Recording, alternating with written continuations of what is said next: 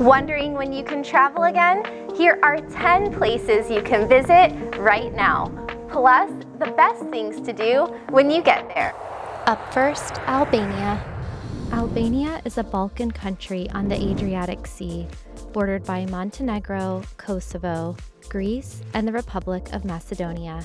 Strikingly beautiful, it's also one of the most mountainous countries in the world. Albania began opening at the end of May, and the Prime Minister promises that the country will be fully open to tourism in 2020. Albania is full of history, dating back to the Paleolithic period.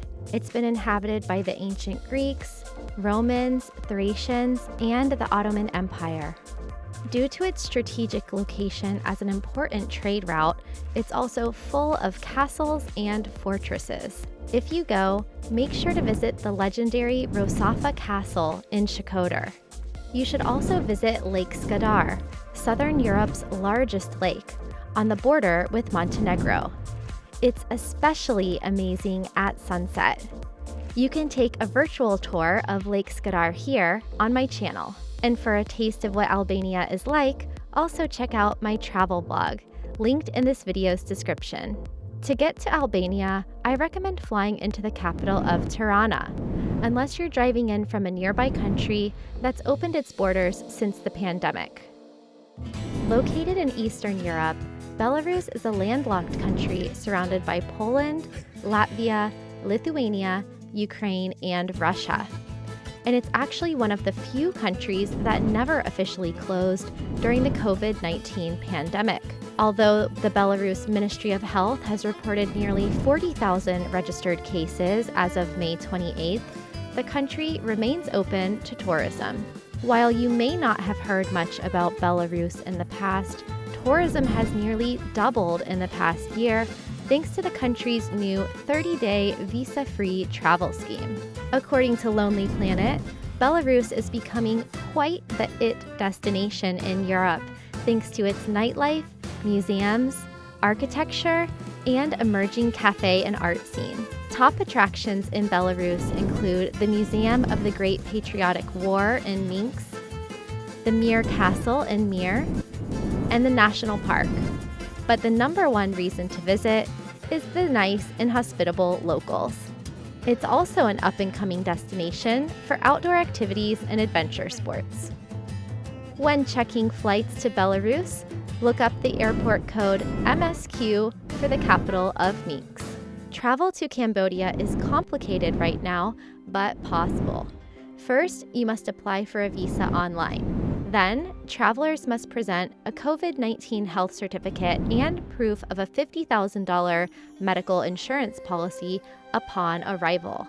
After that, you have to pass an additional test, and even if your results come back negative, you must still self-isolate for 14 days under local authority supervision.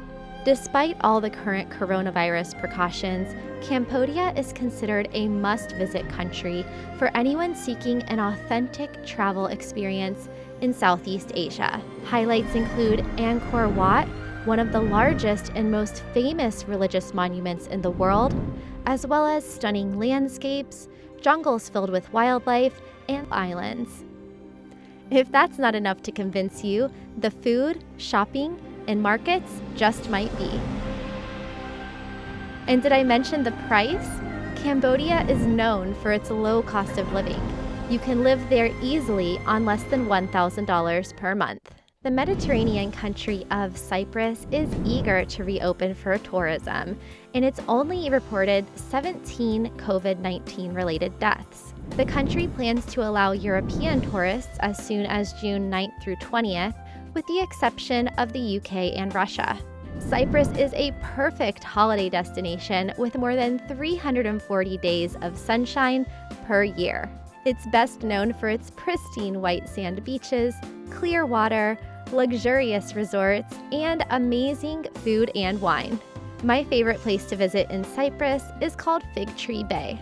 An added bonus, the Cypriot government will also reimburse your trip costs if you happen to contact COVID-19 while there, which hopefully won't happen. For more about Cyprus, check out my video linked here, and for regular updates, refer to the Cyprus Tourism Board website. Viva Mexico! Although Mexico temporarily closed its border with the US in March, the international airports have remained open for tourism throughout the pandemic. Mexico is a massive country with so much to offer. It deserves a separate video for each destination, but here are a few of my favorites.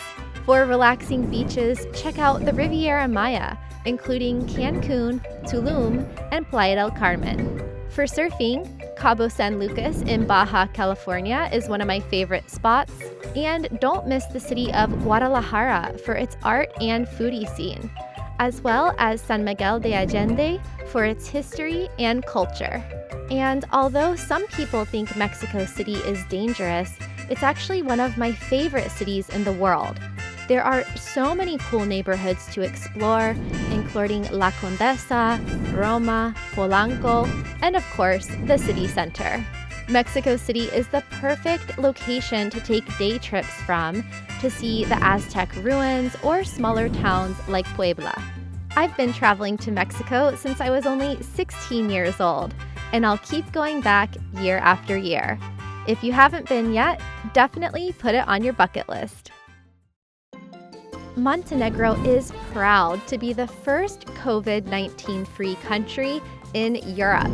It reopened its borders on June 1st to tourists from countries with less than 25 active cases per 100 residents. Montenegro is the perfect place for a relaxing seaside holiday or even a road trip. I once drove from Croatia through Montenegro to Albania and Bosnia and Herzegovina. It's a great route. If you're interested in learning more about Montenegro and some of the sites it has to offer, check out this video's description for videos on the walled city of Kotor and Budva. Serbia. After a tight lockdown, Serbia's borders and airports are now reopened. You don't need any special paperwork to enter either, nor do you need to self-quarantine. Although the Serbian people suffered during the Balkans War of the 1990s, the country has bounced back in recent years. It's super safe and full of amazing art, food, culture, history, music, nightlife, and of course, friendly people. When visiting Serbia, start your trip in the capital of Belgrade.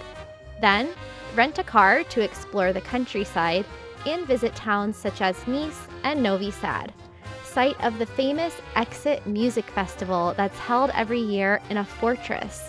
I've been to Serbia twice so far, and I can't wait to go back.